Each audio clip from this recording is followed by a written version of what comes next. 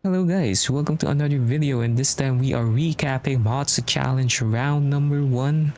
And this time we are racing at Silverstone, and off the bat I've already messed up the start by starting in a very tight spot for some reason.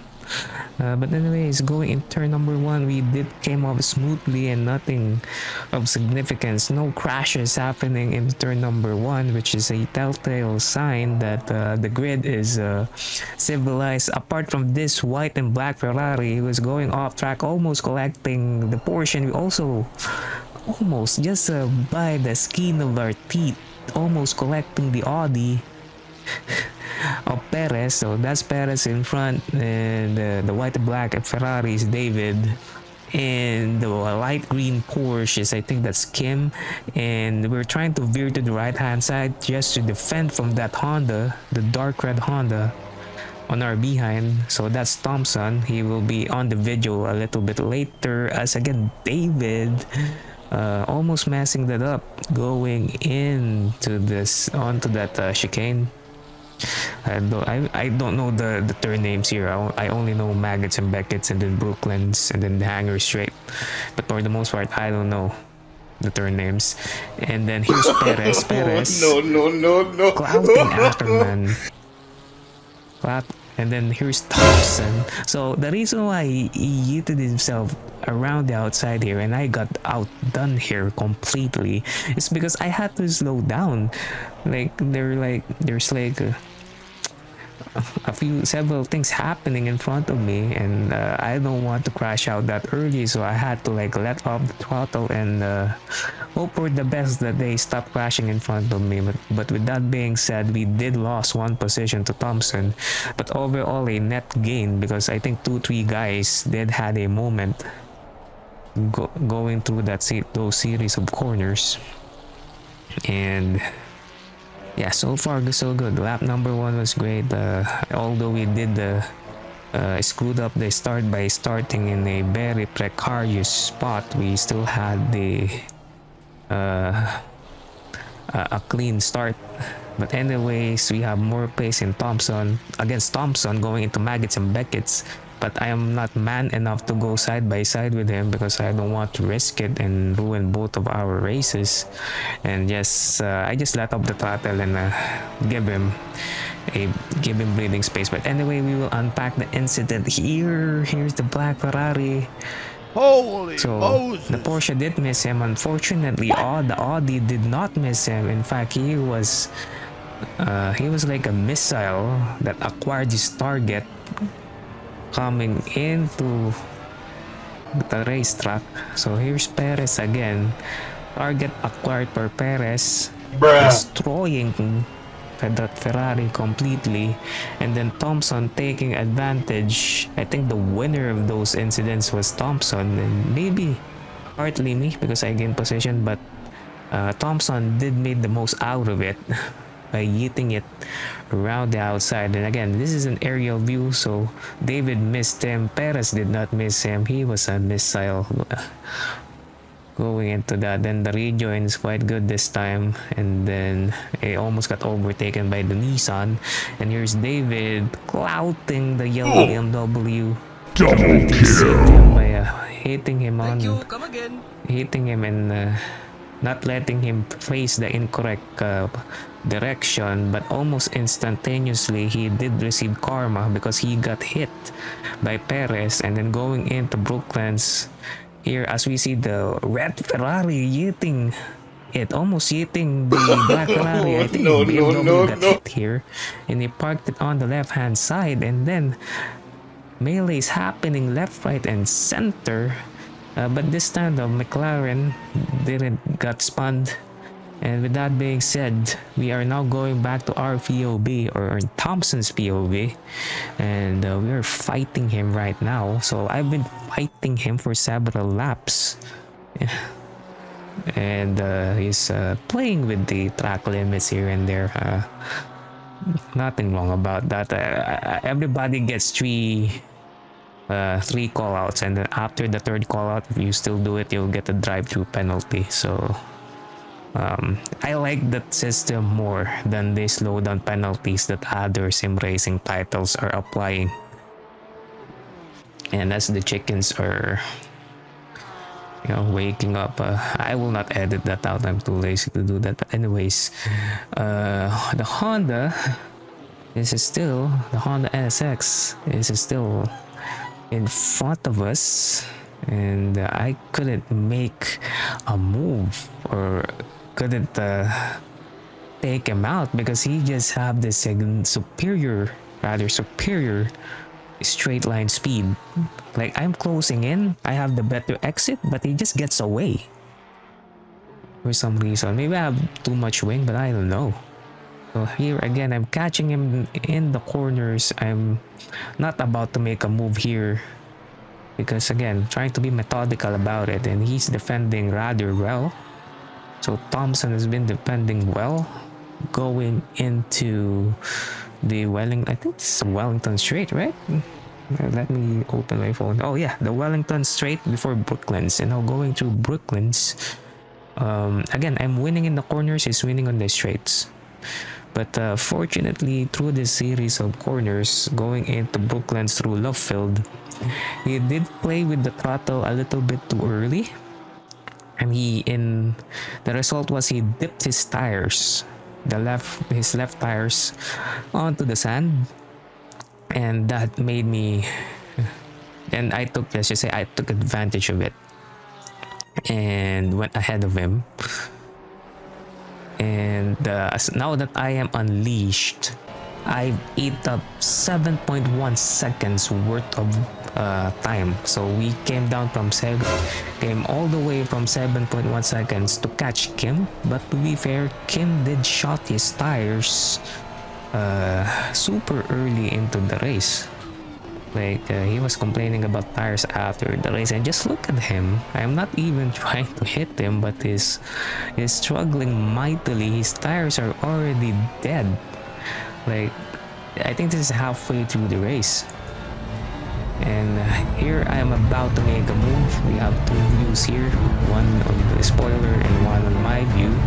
And then I just hit it down the inside of Brooklands, and he couldn't defend, and I was already in front. And the move was made, so it was done and dusted. I went full send mode. Fortunately, we didn't came together and nothing stupid happened, so that's great. And that being said, the roles are now reversed, and now look at him struggling with his car. But historically, the Porsche is just super hard in this game. So going through Maggots and Beckets, he's really being very careful with his inputs here. He's being very careful, like very minimal steering inputs, nothing wild, just to at least try to keep up with me. But since I'm in front now on clean air, I could just drive away from him, just like what I did Thompson. So on average, I'm at least a few tenths faster than Kim. And look at me, I had a moment there, so I hit the throttle way too early. And then the guy in front, the very front, that's not part of our race because he's a back marker. And look at him, just trying to rustle the car through the series of corners here, going through this right-hander. Just being very careful, it's very gentle, but the car keeps snapping left, right, and center. And with that being said, I'm getting away with it. I'm pulling away each corner, not because of my talent. I think it's more so the fact that the car is not cooperating with Kim at the moment.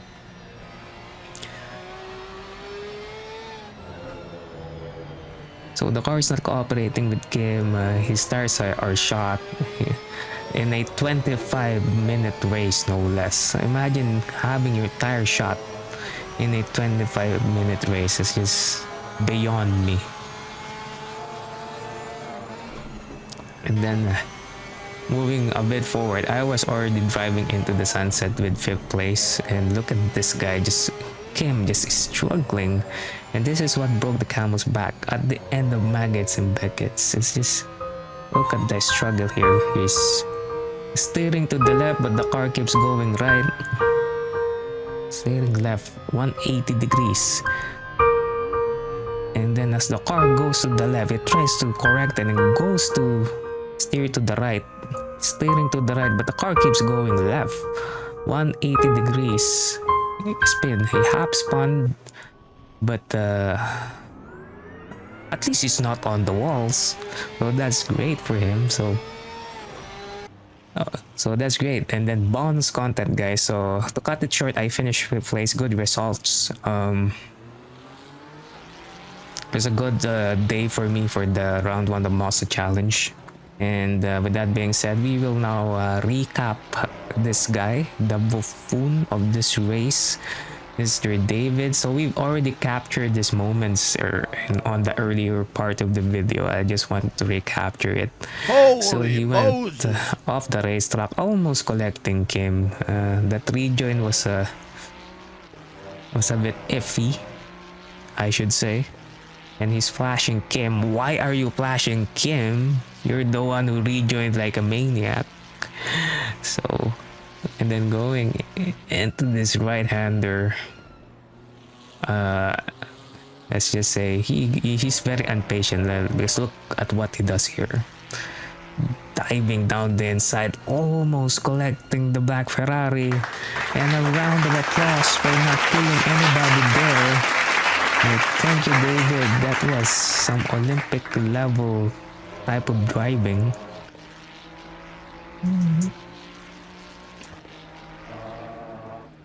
Again, going through this right-hander. He missed David. Okay, again, Olympic level driving, like high performance athlete. As we go through this slow-mo, he didn't collect him, but unfortunately, Perez was there to finish the job. So Perez was there to finish the job. This guy is going sideways on a straight. He had to lose several positions as a result of that. And yeah. And another incident here. So he did tap Savage, and Karma did come to him in a swift manner. So after he touched Savage, Savage reclaimed the position back. And yeah, it was an eventful lap 1 for David, but not because he's unlucky, but more so the fact that he is driving out of control. So I will correct myself. I think the BMW just spun out in his own accord, and he didn't get hit. Anyways, he's flashing now. Val, I don't get why he's flashing this guy. And then going through Maggots and Beckett's here. I think he's getting frustrated here because Ballara is going rather slowly. And as at the end, Maggots and Beckett's, oh my goodness. Ballara, I think Ballara should have given him more space. So going through Maggots and Beckett's is super slow here. So he sees him going on to the left. I think he should have been given more space. But I don't know. Maybe it's still David's fault, but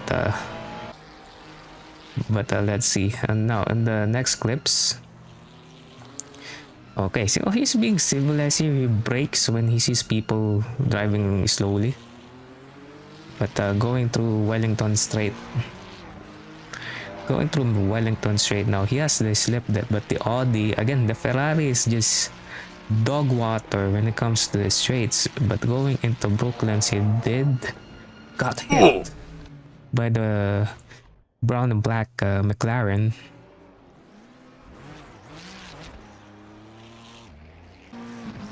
So here's the view of the brown, I think golden black McLaren. Braking super late, collecting David.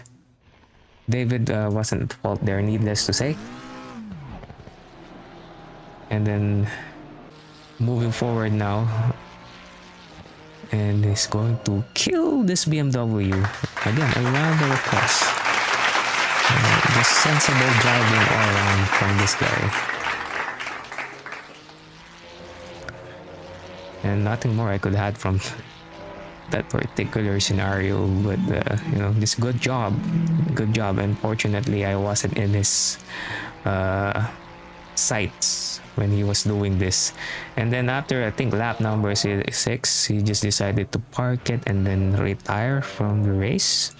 And that's it for the video, guys. Thank you guys for watching, and see you on the next one.